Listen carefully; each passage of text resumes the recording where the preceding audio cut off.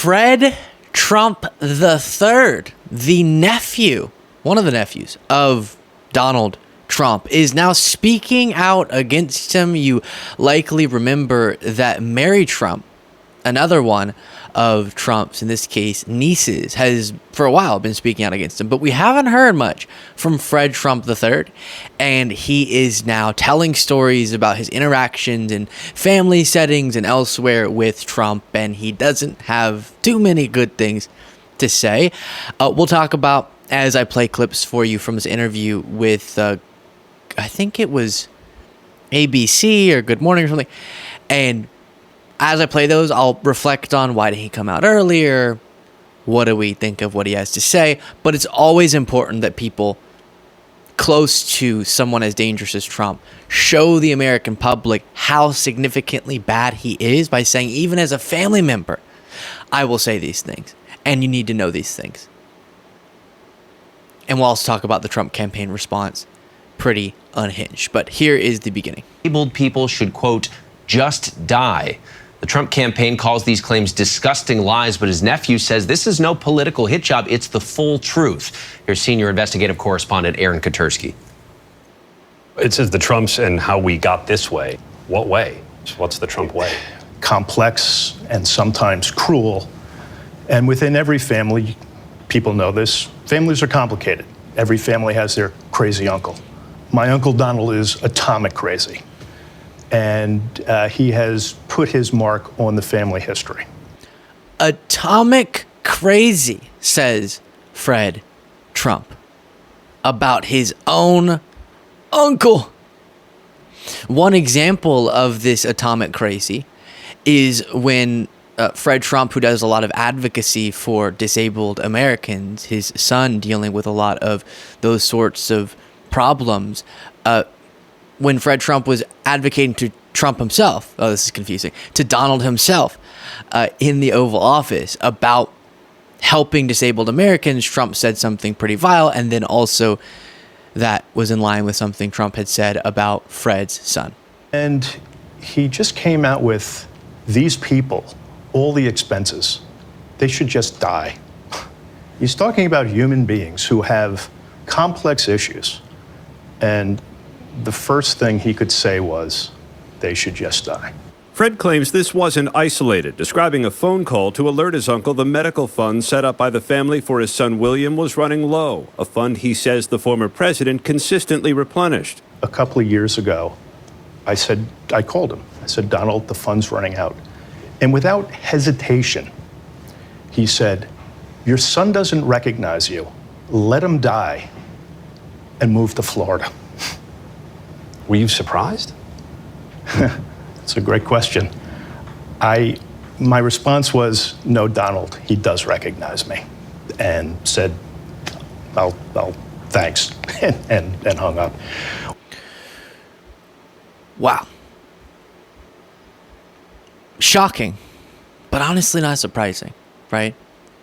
In Trump's mind, someone who is racking up in his mind a lot of expenses, that's too much of a burden to Donald Trump.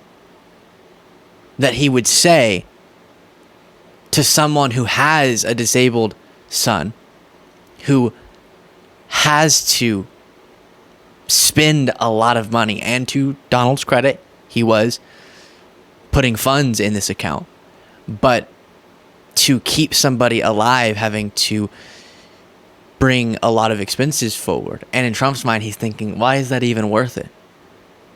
Because I genuinely don't think that Trump really understands love. Except for himself, but that's not really the same love that I'm talking about. I don't think he gets how people can matter to you other than them being useful. Maybe he has some twisted love for Ivanka, as we've heard from him. But I don't think that he really understands that concept. And so Fred Trump has to clarify, no, he does recognize me, and regardless, I love him. Referring to his son. So no, I don't want to let him die. just because it would save some money. And that thinking, that broken psychology of Trump is something that his niece Mary Trump has also talked extensively about. A deeply broken, narcissistic person. And I'm not using that term in this context as an insult, but instead a description. He is not someone who has the mental state to be president. He's not fit. And he doesn't have the character. He doesn't approach the world in a way that we would want in a president of the United States. Quick pause from your viewing of this video to request that if you're not already, you would click that subscribe button. Easy, free, but it makes a huge difference. Back to the video. Here's more. Driveway of my grandparents' house, and there was his white Eldorado convertible. I should clarify the context for this one is him telling a story about when Fred was 10 years old. Donald was obviously older and was using, apparently, the N-word to describe who he thought had scratched up his car. The driveway of my grandparents' house, and there was his white Eldorado convertible with 2 slashes. Still remember it. And he had electrical tape because the roof was black. And he used the N-word twice, just saying who he thought probably had done this. You were 10 years old when these comments were allegedly uttered. Right. You sure you remember him that way? Oh, absolutely. He says he doesn't use the word. Okay, he did twice that day. You do write in the book about how people have labeled former President Trump a racist, and some people feel he is, some people say he's not, and you ask the question, is he a racist? You don't necessarily answer it. Right. Is he a racist? He at times espouses things that people who I believe are racist espouses. That's the best I can answer that question. Say more. I don't believe he's a racist. I think...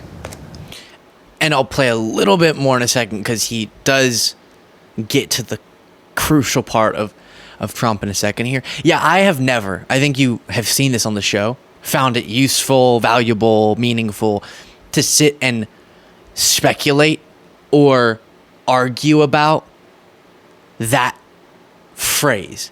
Is someone a racist as their identity? Are they a racist, like they have some sort of disease? Because people get so bogged down in that, and then someone being accused of that thinks, no, I know myself, I'm not, and then everyone gets all discombobulated, and then it gets very tribal, or people get into their camps, gets very partisan, I should say, and we lose sight of what the more important points are, which is, are you aware of your own, and then sometimes pointing to other people's biases that you want to work to unravel. And I think most importantly in the political context, just point out when something that's being said is racist or sexist or homophobic, and point, because a person can give up on their connection to something they've said, but whenever you do this whole, are you as a human being a racist, then people instantly detach too far from the conversation. So instead, just let's look at these things that Trump has said and how he sparks and stokes, I should say, racial tensions for his own gain. Let's look at sexist things that are being espoused about Kamala Harris right now and engage with that, the actual statements we're talking about. Because when we go down the is this person, I just noticed that those conversations never really get anywhere. But what is super important is, regardless of if Trump is this, that, or the other thing, is let's analyze and push back against how he uses racism to further his own end goals. And that's what is mentioned here. That he uses people, whether they're black or they're whoever can help him, he will use them. And, call it racist or not, I don't believe in that. He uses them as props.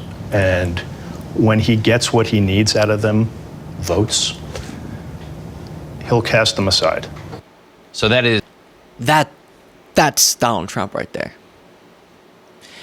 And he can use people and does use people. That's the only engagement he has with human connection, is just using people, it seems. Because we've watched as people who, as we're probably going to see with Fred Trump, whoever aren't fully loyal to him, he doesn't care one single bit about them. And let me see, there we go, for our next thing. But he'll use people, he'll use horrible parts of others or things like racism to stoke fear so that people are motivated to support him.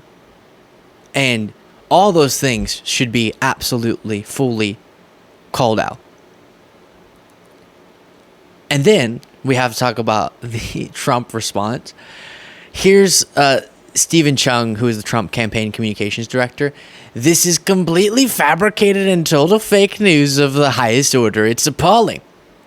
A lie so blatantly disgusting can be printed in media. Anyone who knows President Trump knows he would never use such language, and false stories like this have been thoroughly debunked.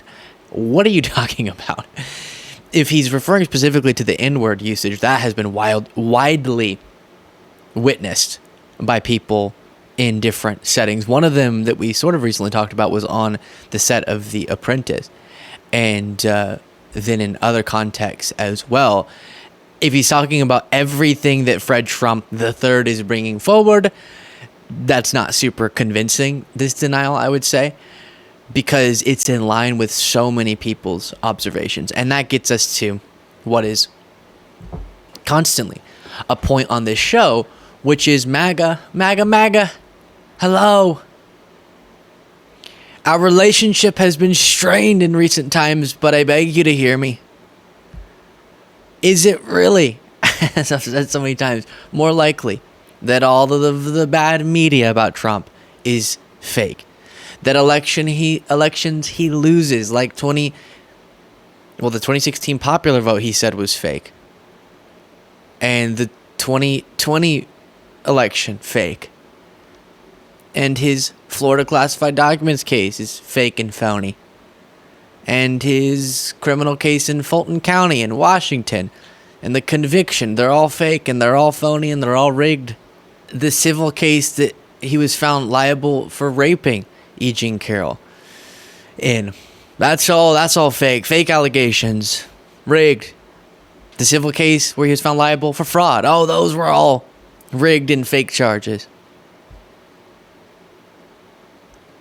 Mary Trump saying that he's a deranged, unwell person, that's all fake and phony. Fake news. His nephew saying similar stories, fake. Dozens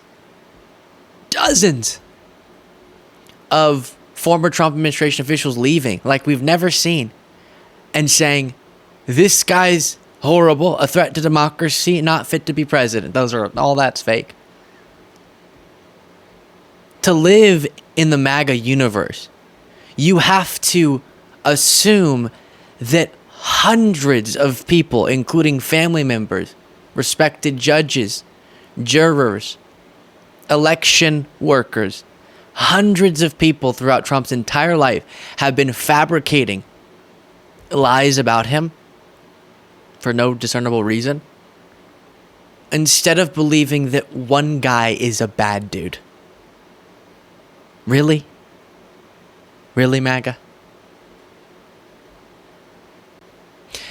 Let me know what you thought of all that in the comments. If you want to get extra content daily, you can do so by clicking the join button below. That supports the work we do and gets you members only content.